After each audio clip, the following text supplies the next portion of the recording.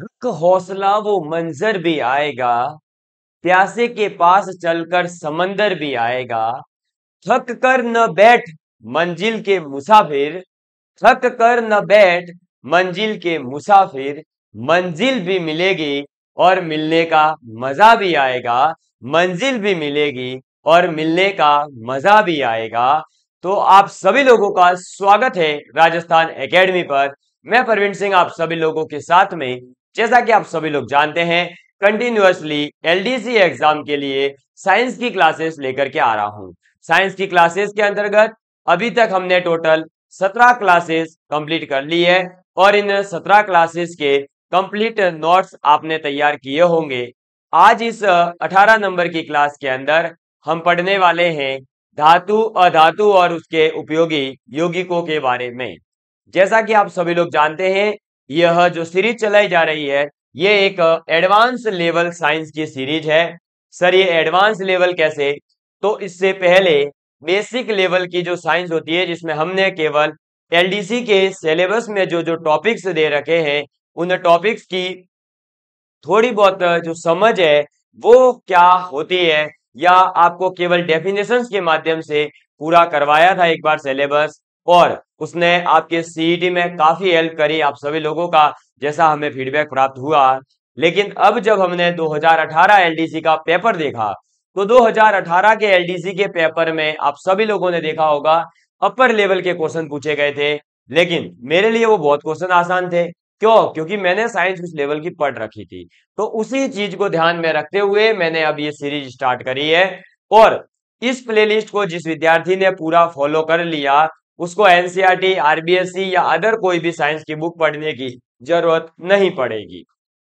ये क्लास रोज शाम को 10 बजे होती है। आप लोग इस क्लास को ज्वाइन करके डेली नोट्स बना सकते हैं, और अगर ये क्लास अच्छी लगती है तो अपने छोटे भाई बहन या बड़े भाई बहनों के बीच में जरूर शेयर करें, जिससे कि हमें भी मोटिवेशन मिलता है, और एक आगे और भी इससे भी बेहतर कंटेंट मैथ्स के अंदर भी, जैसे हमने बेसिक कंटेंट करवा रखा है, अब एडवांस लेवल की मैथ्स को करने के लिए हम सीरीज शुरू करने का सोच रहे हैं। तो आप लोगों का जो प्यार होगा, उस प्यार को देखते हुए ही वो चीज जल्दी से जल्दी शुरू की जाएगी।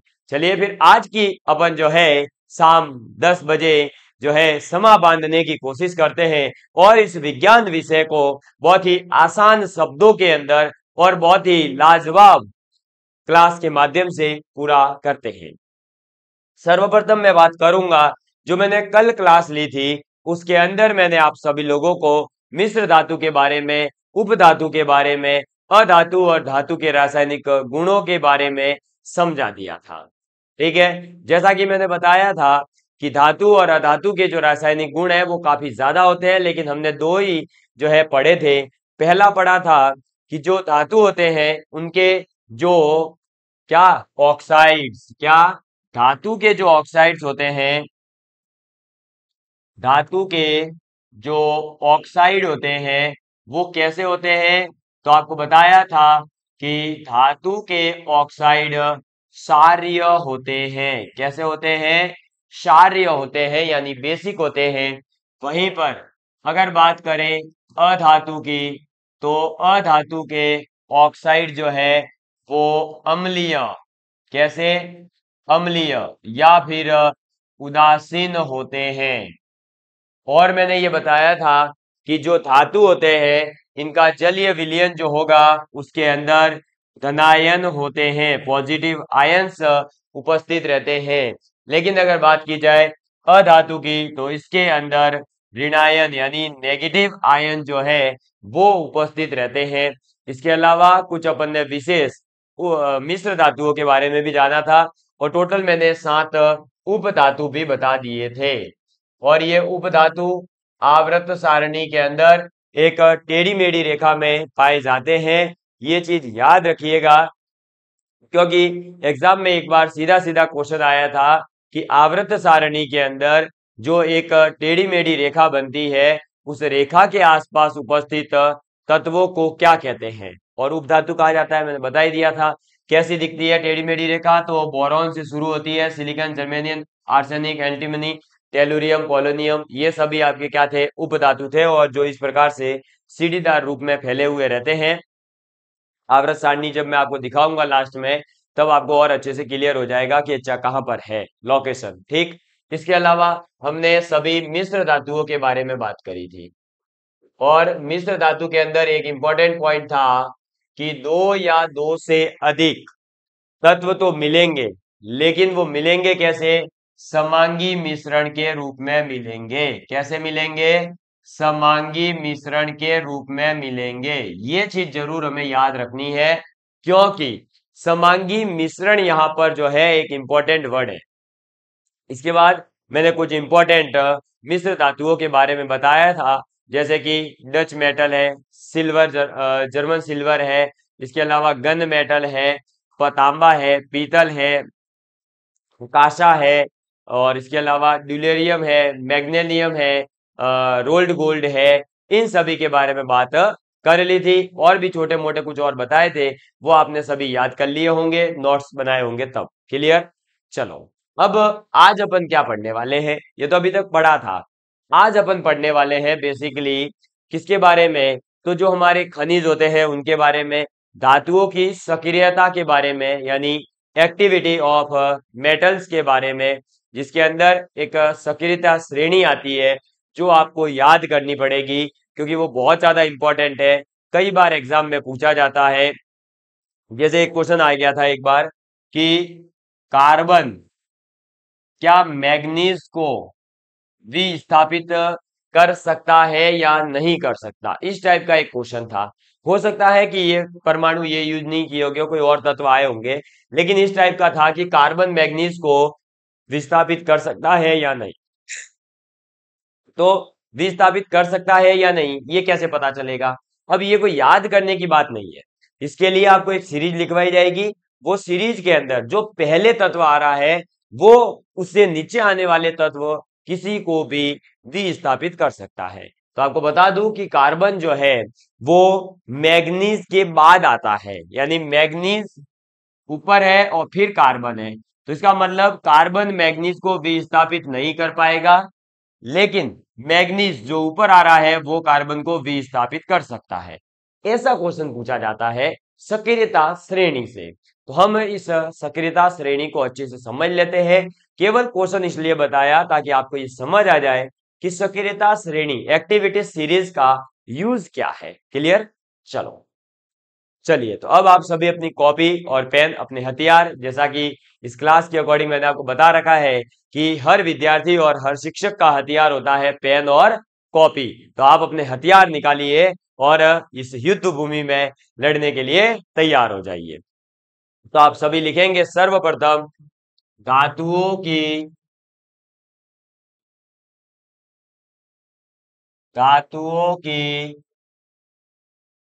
क्रियाशीलता। क्या पढ़ेंगे? धातुओं की क्रियाशीलता, एक्टिविटी ऑफ मेटल्स के बारे में अपन बात करेंगे। अब जब ये लिखवा रहा हूं तो इसमें अपने को एक टेबल बनानी पड़ेगी। इसके लिए तो मैं पहले आपके सामने एक टेबल ले आता हूं, और उस टेबल को फिर अपन फुलफिल करेंगे, और आप भी अपनी कॉपी में इसी प्रकार से बनाने का प्रयास करिएगा। तो दोस्तों, आपके सामने है ये पूरी टेबल, यानी पूरी की पूरी सारणी, और इस पूरी की पूरी सारणी के अंदर सभी तत्वों की क्रियाशीलता के अनुसार ही इनको जमाया गया है। कैसे याद करना है, क्या है, ये पूरा समझा रहा हूं। सबसे पहले तो आपको ध्यान रखना है कि ये जो सारणी है ये धातुओं की क्रियाशीलता से संबंधित है। किससे संबंधित है? धातुओं की क्रियाशीलता से संबंधित है, यानी उनकी एक्टिविटी से संबंधित है। अब ये जो क्रियाशीलता है ये इनकी अभिक्रिया करने की क्रियाशीलता है, यानी ये किसी तत्व को किसी अभिक्रिया के अंदर रिप्लेस यानी विस्थापित कर सकते हैं या नहीं, और कर सकते हैं तो कौन किसको कर सकता है, इसके बारे में अपन बात करेंगे। सबसे पहले मैंने यहां पर एक तरफ संकेत लिखे हैं और एक तरफ इन तत्वों के नाम लिखे हैं, यानी इन धातुओं के नाम लिखे हैं। और इसके अंदर सबसे पहली जो टेबल है वो आपकी है ये वाली। ठीक, यानी आपको तो यहां से शुरू होना है। ठीक है, एक मिनट, ये एक मिनट, थोड़ा व्यवस्थित कर देता हूँ। ये क्या बड़ी हो रही है, जैसे जैसे लिखा जा रहा है ना, वैसे वैसे ये, हाँ अब छोटी हो गई, ठीक है। तो आपको तो ये ध्यान रखना है कि ये सबसे पहले आपको नोट डाउन करने हैं पांच, उसके बाद पांचवे के बाद छठे नंबर पर ये है यहाँ पर 10 तक, और फिर 11वें से लेकर 14वें नंबर तक है ये गोल्ड, ऐसे याद रखने हैं। और इनका जो क्रम है सक्रियता का, वो भी इसी प्रकार है। सर्वाधिक क्रियाशीलता है पोटेशियम की, सर्वाधिक क्रियाशीलता किसकी है? पोटेशियम की, ठीक है। मैं यहां पर इसको नोट डाउन करवा देता हूं। ये आएगा आपके सबसे पहले, ये जो हमारे पास पोटेशियम है, ये पोटेशियम ही सर्वाधिक क्रियाशीलता वाला धातु है। इस पूरी क्रियाशीलता की जो ये टेबल बना रहे हैं, इस श्रेणी के अंदर सर्वाधिक क्रियाशीलता पोटेशियम की है, और सबसे कम यानी लास्ट 14वां नंबर, लास्ट 14 नंबर पर, 14th नंबर पर आने वाला जो धातु है वो है गोल्ड, आपका AU। समझ में आ गई बात? चलिए अब अपन बात करते हैं कि इनको याद कैसे करें और क्या क्या है तत्व। एक बार मैं बोल देता हूं, आप भी सभी बोलेंगे भी और कॉपी में लिखेंगे भी। के यानी पोटेशियम, सर्वाधिक क्रियाशीलता। इसके बाद Na यानी सोडियम। उसके बाद कैल्शियम यानी Ca। मैग्नीज यानी Mg। इसके बाद C यानी कि कार्बन। फिर इसके बाद ये उतारना है आपको। मेरे पास तो बड़ा कॉपी था नहीं कि भाई मैं एक ही पेज में उतार दूं, आपके पास कॉपी है तो आप डायरेक्ट कैसे लिखोगे? Potassium, sodium, calcium, magnesium, carbon. फिर aluminium Al, zinc Zn, iron Fe, lead Pb, hydrogen H। फिर copper Cu, mercury Hg, silver Ag, gold Au। समझ में आ गई बात? अब जब आप ये टेबल पूरी बना लेवे तो इसको याद भी करना है इसी क्रम में। सबसे पहले कौन? Potassium, sodium, calcium, magnesium, carbon, aluminium, zinc, iron, lead, hydrogen, copper, mercury, silver, gold. ऐसे इन 14 के 14 धातुओं का ऑर्डर आपको याद होगा तो आप जो मैंने अभी क्वेश्चन डिस्कस किया था वैसा क्वेश्चन सॉल्व कर पाएंगे। कैसे आएगा क्वेश्चन और कैसे सॉल्व होगा? जो इस 14 तत्वों के अंदर पहले नंबर पर है, ठीक है, जैसे देखो पहले नंबर पर कौन है? पोटेशियम। यानी इस पोटेशियम के नीचे आने वाले सोडियम से लेकर गोल्ड तक के किसी भी धातु को किसी भी अभिक्रिया में ये पोटेशियम विस्थापित कर सकता है। यानी किसी भी इस 13 बचे हुए धातुओं को हटा करके ये खुद वहां जा सकता है। जैसे आप देखेंगे आगे अभिक्रिया कि जिंक की अभिक्रिया कॉपर सल्फेट के साथ होती है, तो जिंक जो है कॉपर को हटा करके जिंक सल्फेट बना पाता है। ये कैसे पॉसिबल होता है? क्योंकि जिंक देखो यहां पर आ रहा है, पहले आ रहा है, कॉपर आ रहा है बाद में, तो जिंक इस कॉपर को क्या कर देता है? हटा देता है। तो ऐसे कौन किसको हटाएगा, ये इनके इसी क्रम पर डिपेंड करेगा। और मैं इनका क्रम भी लिखवा देता हूं।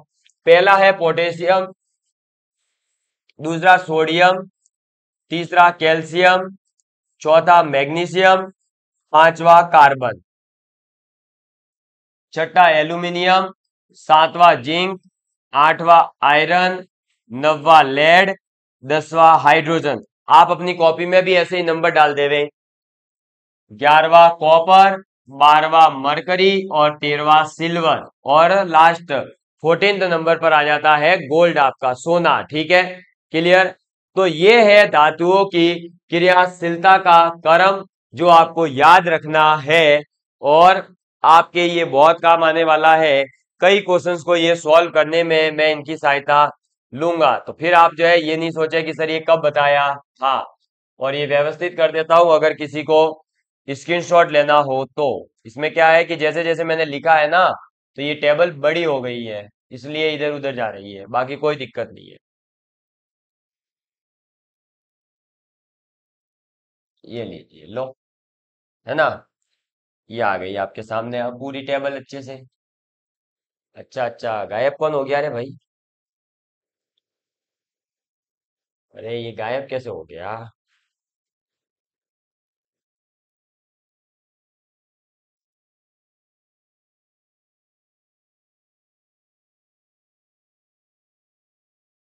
ये यहां पर एक आप लिख लीजिएगा।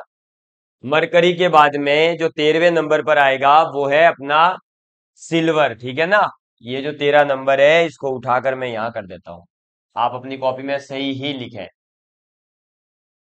ये लीजिए, अब व्यवस्थित हो गया, ठीक है। अब कोई भी विद्यार्थी स्क्रीनशॉट लेना चाहता हो तो जल्दी से स्क्रीनशॉट ले लीजिए। क्या ये टेबल एकदम व्यवस्थित दिख रही है? मैं भी देख लेता हूं एक बार। बिल्कुल। तो ये है धातुओं की क्रियाशीलता की पूरी टेबल जो मैंने आपके सामने रख दी है, और आप सभी लोगों ने इसको नोट डाउन भी कर लिया होगा, ठीक। चलिए, तो अब बढ़ते हैं आगे। और धातुओं की क्रियाशीलता के बाद अब जो अपन ने धातुमल है, खनिज है, अयस्क है, ऐसे नाम सुन रखे होते हैं ना, उनको थोड़ा सा जानेंगे। और फिर अपना जो है यौगिकों की ओर बढ़ने का समय अब हो चुका है। चलो, अब आप लिखेंगे खनिज। क्या लिखेंगे? खनिज। अपनी कॉपी में हेडिंग डालिएगा खनिज यानी मिनरल्स। तो खनिज होते क्या है? तो आप सबसे पहले लिखें धातुओं के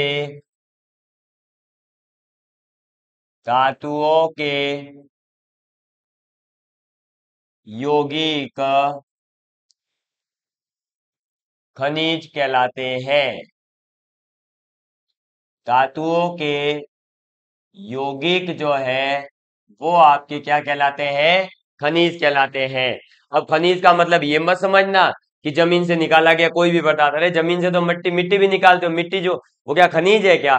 तो भाई अलग अलग चीजें होती है ना। तो अपने को ध्यान रखना है कि जो धातुओं का यौगिक होगा उसे आप खनिज कहोगे। और ये खनिज प्राप्त किससे होंगे? तो खनन प्रक्रिया से, ठीक है। यानी माइनिंग प्रोसेस के माध्यम से ही ये तो प्राप्त होते हैं, ये तो सभी को पता है। एग्जाम्पल के लिए आप लिख सकते हैं NaCl यानी सोडियम क्लोराइड, एल्यूमिनियम ऑक्साइड यानी Al2O3, sodium hydroxide NaOH, etc। इस प्रकार के बहुत सारे जो है यौगिक होते हैं जो हमें धातुओं के रूप में या धातुओं के यौगिकों के रूप में, सॉरी, हमें खनिज से प्राप्त होते हैं। और ये खनिज कहां से मिलता है? तो जमीन के अंदर से खनन प्रक्रिया के द्वारा हम इसे प्राप्त करते हैं, ठीक। चलो, खनिज के बाद दूसरा आप लिखेंगे अयस्क की डेफिनेशन। ये सब क्या है कि धातु और धातु चैप्टर से ही थोड़े से लिंक है, तो हो सकता है कभी इनसे भी क्वेश्चन पूछ लिया जाए। तो हम ऐसी छोटी मोटी डेफिनेशन की वजह से क्वेश्चन गलत नहीं करें, बस इसलिए मैं ये भी लिखवा रहा हूं। अयस्क को इंग्लिश में कहते हैं ओर। तो आप लिखें ऐसे खनिज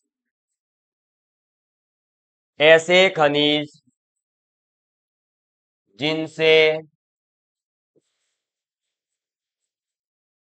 धातुएं, ऐसे खनिज जिनसे धातुएं सरलता से यानी इजीली, सरलता से, व कम खर्च यानी पैसा कम खर्च होगा, ज्यादा खर्च नहीं करना है, तो कम खर्च पर प्राप्त कर, या किया किया लिख लो, प्राप्त किया जा सके। तो बेसिकली अयस्क जो होता है वो भी एक खनिज ही होता है, लेकिन ये वो खनिज होते हैं जिनसे हम धातु को बहुत आसानी से, सरलता के साथ में और कम खर्च के अंदर ही क्या कर लेते हैं? प्राप्त कर सकते हैं, ठीक है। थोड़ा सा मुझे पता है नहीं दिख रहा होगा, तो अब व्यवस्थित हो गया होगा, ठीक। तो कम खर्च के अंदर ही हम जिसे आसानी से प्राप्त कर सकें, ऐसी धातुओं को ही हम क्या कह रहे हैं? ऐसे खनिजों को ही हम क्या कहते हैं? अयस्क कहते हैं। नेक्स्ट, अब लिखेंगे अमलगम की डेफिनेशन। किसकी? अमलगम, ठीक है।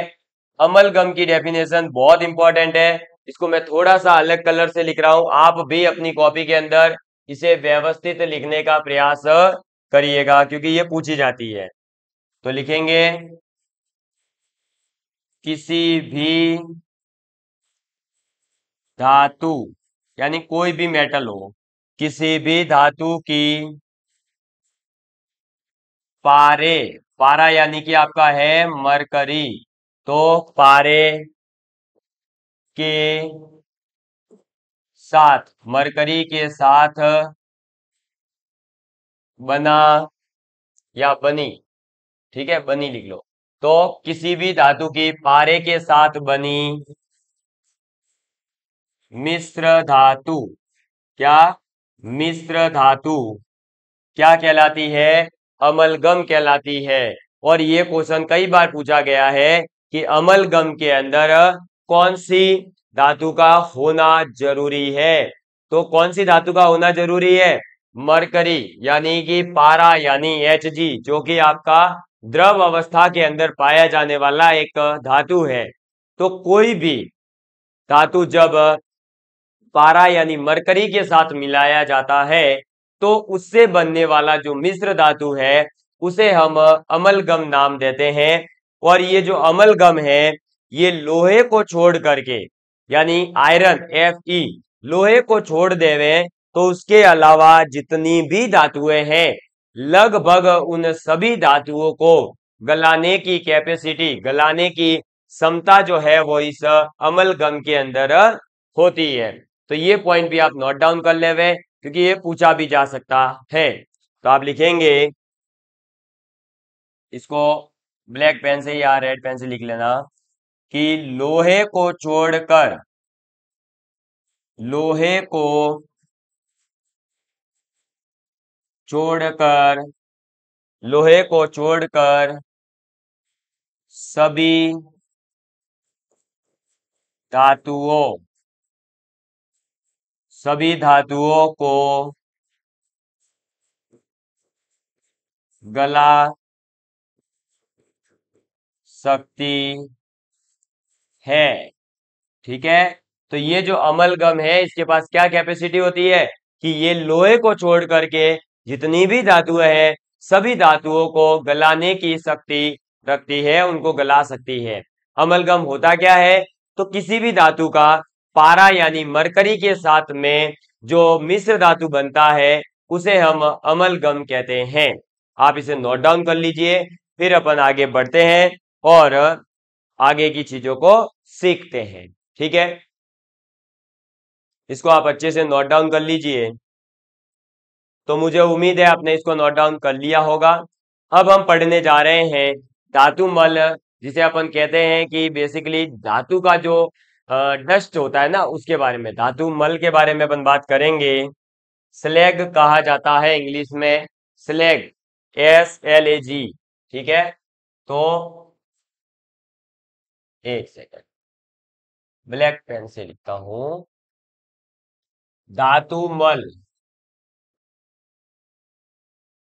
धातु मल जिसे इंग्लिश में स्लैग कहते हैं। और मैं तो इसको जो है सिंपल सा याद रखता हूं कि धातु का जो कचरा होगा, धातु का जो डस्ट होगा उसे ही हम धातु मल कहेंगे।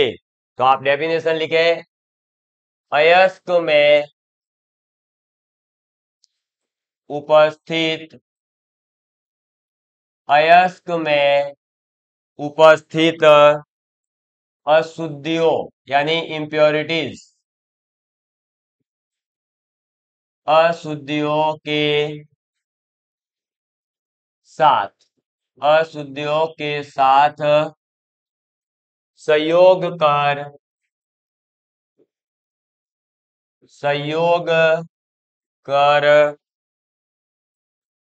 जो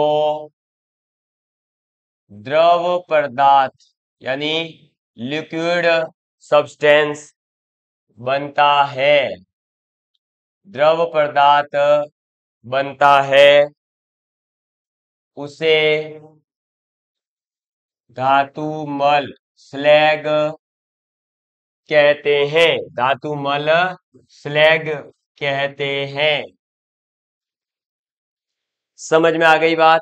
तो जो हमारा धातु मल है वो क्या है? बेसिकली जो हमारे अयस्क होते हैं उन अयस्क के अंदर कुछ इम्प्योरिटीज, कुछ अशुद्धियां मिली हुई रहती है।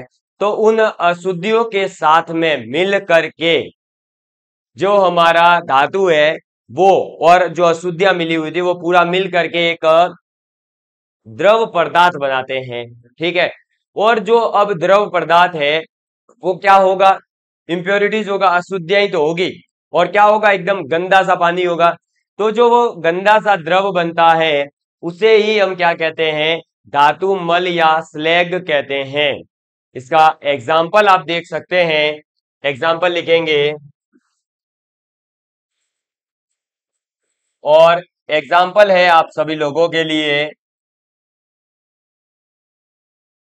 पहला एग्जाम्पल आपके सामने है silicon oxide, SiO2। Silicon oxide जब कैल्शियम ऑक्साइड के साथ अभिक्रिया करता है, क्या करता है, सिलिकॉन ऑक्साइड कैल्शियम ऑक्साइड के साथ अभिक्रिया करता है तो calcium silica oxide, calcium silicate या कैल्शियम सिलिको ऑक्साइड CaSiO3 जो है कैल्शियम सिलिकेट, आप इसका नाम दे सकते हैं, लिख सकते हैं कैल्शियम सिलिकेट। ठीक है। तो जब हमारा सिलिकॉन ऑक्साइड और कैल्शियम ऑक्साइड दोनों मिलते हैं तो बनता है कैल्शियम सिलिकेट। क्या बनता है, कैल्शियम सिलिकेट बनता है। तो ये एक अशुद्धि का उदाहरण है। दूसरा आप लिख सकते हैं P2O5 प्लस 3 कैल्शियम ऑक्साइड, और जब ये मिलते हैं तो बनता है Ca3 whole PO4 whole twice. क्या बनता है, Ca3 bracket PO4 whole twice. और ये है आपका क्या, तो ये है कैल्शियम फॉस्फेट। क्या है ये, कैल्शियम फॉस्फेट। समझ में आ गई बात, ये क्या है अपना कैल्शियम फॉस्फेट। तो ये जो है कैल्शियम फॉस्फेट हुआ, कैल्शियम सिलिकेट हुआ, ये सभी धातुमल यानी स्लैग के उदाहरण है। तो आपको अब जो है ये स्लैग के बारे में समझ में आ गया होगा कि कैसे स्लैग का निर्माण होता है।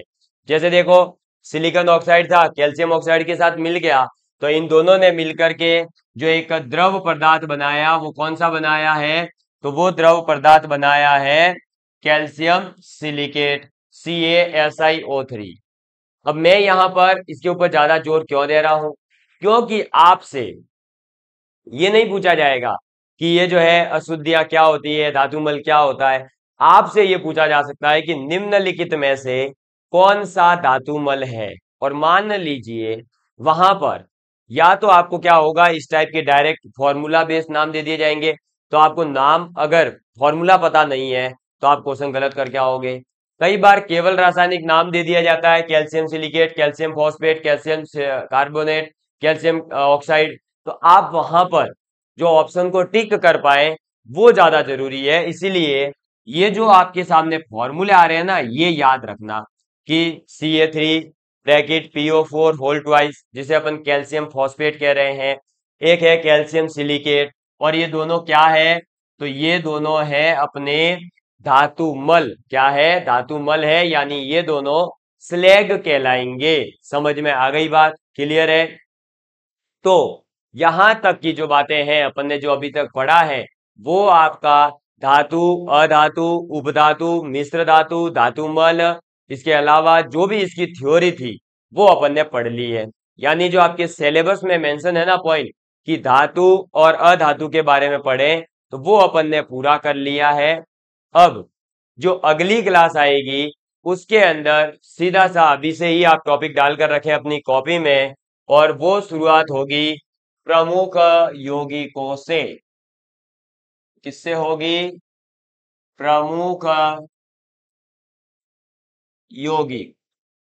हो सकता है कि आपको मेरी स्पीड धीरे लग रही हो, या हो सकता है कि मैं ज्यादा लेक्चर्स ले रहा हूं, पर मैं आपको जो चीजें करवाऊंगा वो अगर आपने एक बार पूरी कंप्लीट कर ली तो फिर आपका क्वेश्चन कहीं नहीं जाएगा, ये मैं दावा कर सकता हूँ। समय लगेगा, इसमें मेरे कोई मतलब जो है वो कंट्रोल नहीं है, क्योंकि मैं आपको हर चीज एकदम अच्छे से एक्सप्लेनेशन के साथ डीप लेवल तक पढ़ाने वाला हूं। इसलिए ये इसलिए बता रहा हूं क्योंकि आपने प्रमुख यौगिकों में क्या पढ़ रखा है बताइए। देखो आपने पढ़ रखा होगा या तो कैल्शियम सोडियम ऑक्साइड, इसके अलावा सोडियम बाइकार्बोनेट, सोडियम कार्बोनेट, इसके अलावा calcium carbonate, calcium oxide, magnesium oxide, aluminium oxide, यही तो पढ़ रखे हैं। इसके अलावा तो आपने पढ़े ही नहीं। क्या आपने कभी बोरेक्स के बारे में पढ़ा?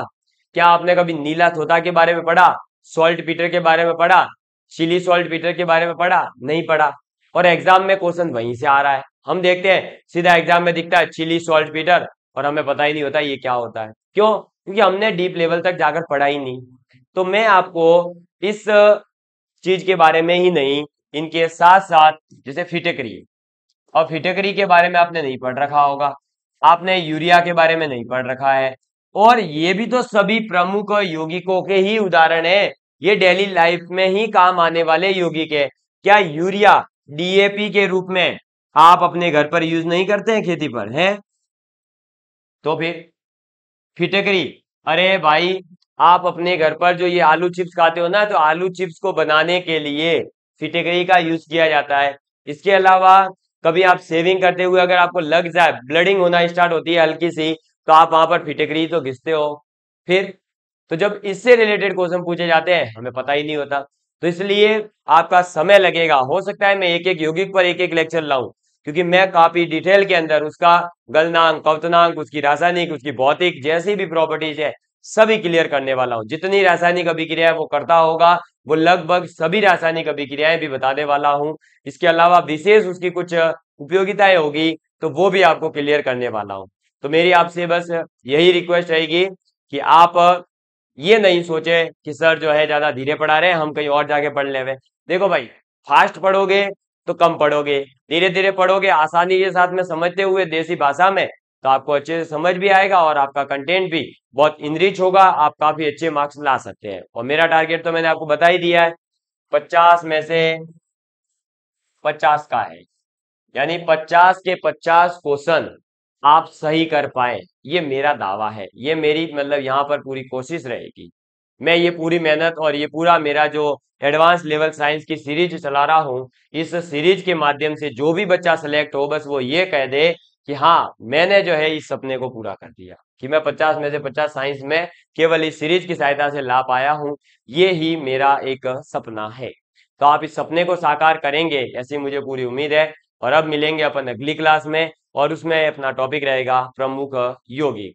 तो love you all of you, please take care, please share with your friends. जय हिंद, जय भारत।